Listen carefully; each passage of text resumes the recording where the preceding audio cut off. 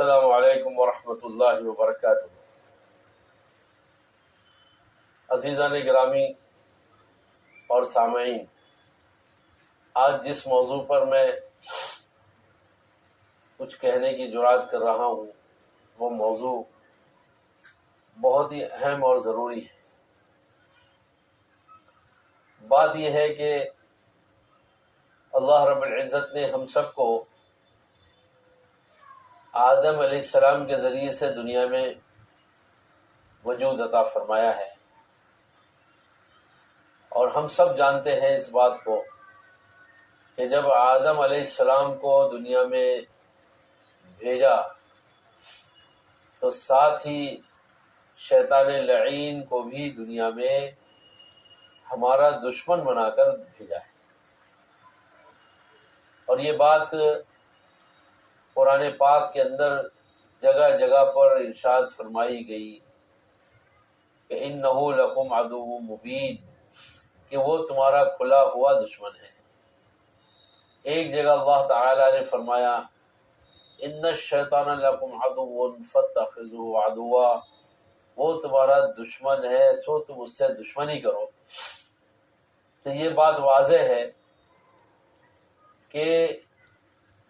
اللہ تعالیٰ نے اس کو ہمارا دشمن بنا کر اور ہمارے لیے اس کو ایک امتحان کی چیز بنا کر اور اس کو بہت سارے اختیارات دے کر ہمارے لیے ایک رکاوٹ کا سبب بنایا ہے، ہمارے امتحان کا سبب بنایا ہے۔ اور یہ چیلنج کیا اللہ نے شیطان کو، جب اس نے کہا کہ میں ہر نیکی کے راستے پر بیٹھ کر تیرے بندوں کو بہکاؤں گا تاکہ اس کو جنت میں جانے سے روکا جا سکے، تو اللہ تعالی نے اپنی عزت اور اپنے جلال کی قسم کھا کر فرمایا تھا کہ میرے جو نیک اور مخلص بندے ہوں گے وہ ہرگز تیرے بہکاوے میں نہیں آئیں گے۔ لہذا ہمیں اور آپ کو اس پر بہت غور کرنے کی ضرورت ہے کہ ہم اللہ تعالیٰ کے نیک اور فرما بردار بندے بنیں، اور اس بات کی کوشش کریں کہ ہم اپنے باطنی دشمن کو پہچانیں۔ ہمارا باطنی دشمن جو ہے شیطان ہے، اور ایک دشمن جو ہمارے اپنے اندر خود موجود ہے وہ نفس ہے۔ تو یہ نفس اور شیطان ہمارے لیے دشمنی کا کام کرتے ہیں،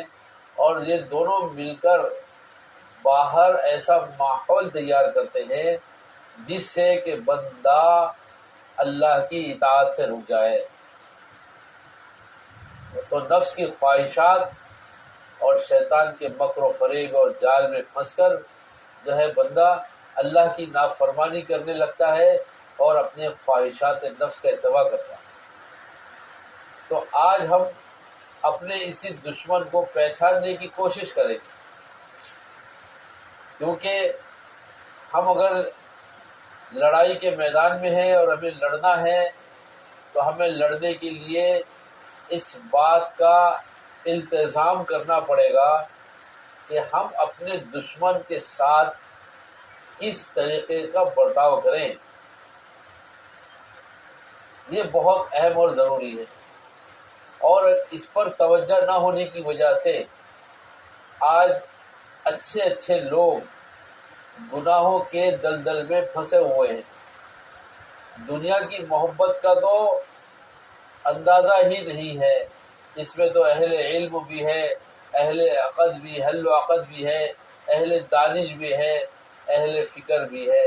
اہل قیادت بھی ہے۔ یہ دنیا کی محبت کو ایسا کوٹ کوٹ کر بھر دیا کہ اس کی وجہ سے سارے شر و فساد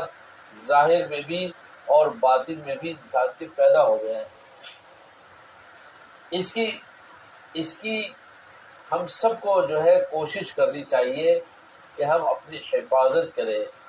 ہم اپنی حفاظت کیسے کریں گے؟ ہم اپنے ان مسلسل جو ہے بیانات کے اندر جو ہے اس کی رہبری کی جائے گی اس لیے کہ ہمیں 24 گھنٹے اس بات کی فکر کرنی پڑے گی. ہم 24 گھنٹے جو ہے ہمارا دشمن ہمارے سر پر مسلط ہے، ہمارے اطراف میں گھیرا بندی کیے ہوئے ہیں. اس کو تو اللہ تعالیٰ نے ہمارے دلوں تک رسائی دی ہے کہ وہ دل پر مچھر کی طرح بیٹھا ہوا ہر وقت اس بات کی فکر میں ہے کہ کب بندہ یہ اللہ کی یاد سے غافل ہو جائے اور کب میں اپنی سونڈ اس کے دل میں ڈال کر اس کے دل کے اندر وساوس اور نا امیدی پیدا کروں اور اس کو اللہ سے دور کروں، اس کو معصیت کے گڑھے میں گرا دوں اور اس کو اللہ کے دشمنوں میں کھڑا کر دوں. لہذا ہمیں اور آپ کو اس کے بارے میں بہت زیادہ فکر مند ہونے کی ضرورت ہے. اگر ہم نے اس چیز کو نہیں سمجھا اور جو کچھ ہم سب سے زیادہ اس وقت میں ہم جو مخاطب ہے وہ ان لوگوں سے ہے جو کچھ حد تک دین کی محنت میں لگے ہوئے ہیں اور دین پر چل رہے ہیں، کچھ عبادت کی شکل اختیار کی ہوئی ہے، کچھ تنظیموں کی محنت اور کچھ اصلاحی کام کی فکر میں لگے ہوئے ہیں، لیکن اپنے آپ سے غافل ہے. اور یہ غفلت کا اثر ہی ہے کہ باوجود سارے نیک کاموں میں لگے رہنے کے گناہوں سے بچنا، بلکہ جن چیزوں سے گناہ پیدا ہوتے ہیں ان چیزوں سے بچنا بھی مشکل ہو رہا ہے. لہذا یہ موضوع بہت ہی اہم ہے. ہم اس بات کی کوشش کر رہے ہیں کہ وہ ساری باتیں آپ لوگوں کے سامنے کھول کر بیان کر دیں جس کو اللہ رب العزت نے اپنے کلام پاک کے اندر بار بار مختلف پیرائے میں ان دشمنوں سے ڈرایا ہے اور باخبر کیا ہے، جس کو اللہ کے نبی صلی اللہ علیہ وسلم نے بار بار مختلف طریقے سے ڈرایا ہے، احساس دلایا ہے کہ دیکھو اگر آپ نے غفلت کی تو یہ غفلت کا نتیجہ کیا ہو سکتا ہے. اللہ تعالی ہمیں اور آپ کو اس کی سمجھنے کی توفیق عطا فرمائے.